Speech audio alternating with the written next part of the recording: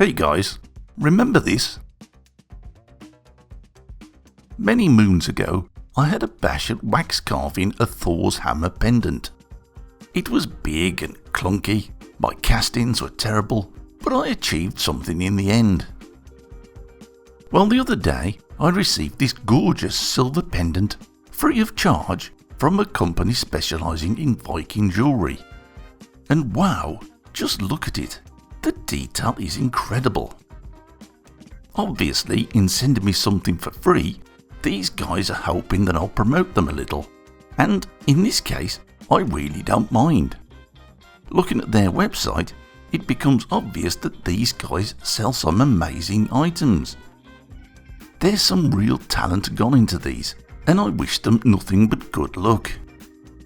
I even managed to wangle a generous discount code for you guys, if you like anything that you see. But more about that later. My Thor's hammer was very basic, and my wax carving hasn't really improved, but my CAD skills have come on a little. So I decided to have a go at designing another. I wanted to work from authentic, historical dimensions, and I found this very helpful website. I borrowed a screenshot and placed this in the background of Fusion 360 so I could get a reasonably accurate outline.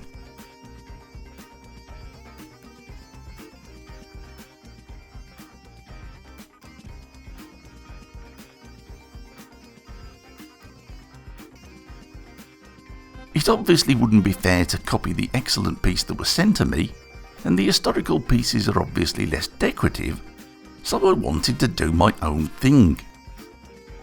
Fusion's great for producing the basic structure, but for sculpting work, I turned to ZBrush. It's not free, but it's amazingly good, though Blender is an excellent free alternative. I genuinely had no idea what I was doing. I deliberately edited out a lot of this footage, as I was frequently changing my mind and altering direction. I just knew that I wanted something that was a little bit Viking and a little bit me. I also knew that as I'd gone with authentic dimensions, my piece would be much smaller than the one that had been sent to me. But that also meant that it wouldn't require as much detail work. It's pointless getting older if you don't get any smarter.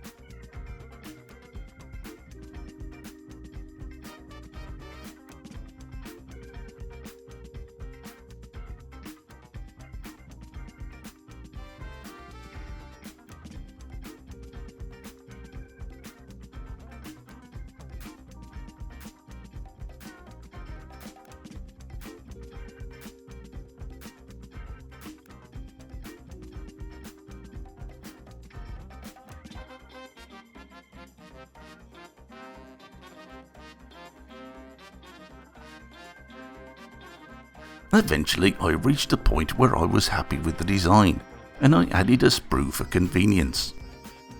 I printed this on my frozen Sonic 4K, and instantly noticed how small it was. Don't get me wrong, I knew the dimensions, but somehow I was still surprised. but the Sonic had done a great job. Again, I'm still testing this castable resin, so one print was UV cured for roughly 10 minutes per side.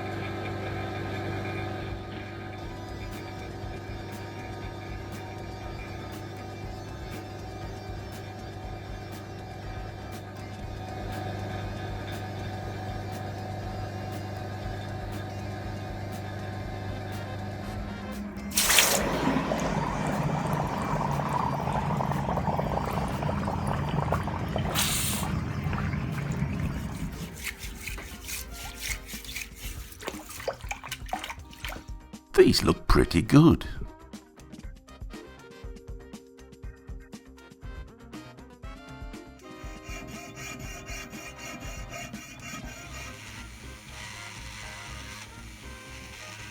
I was quite taken with these castings, and I decided to take a gamble. Rather than polish them with my Fordham, I placed both of them in my tumbler for an hour to see what would happen. Well, that paid off. I'm quite pleased with these. The detail pops thanks to the darker recessed areas, and the bronze looks warm in contrast.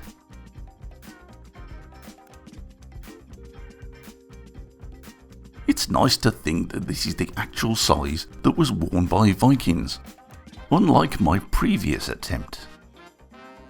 As is my normal approach now, I'll be making this STL file available to my patrons as a thank you for their support.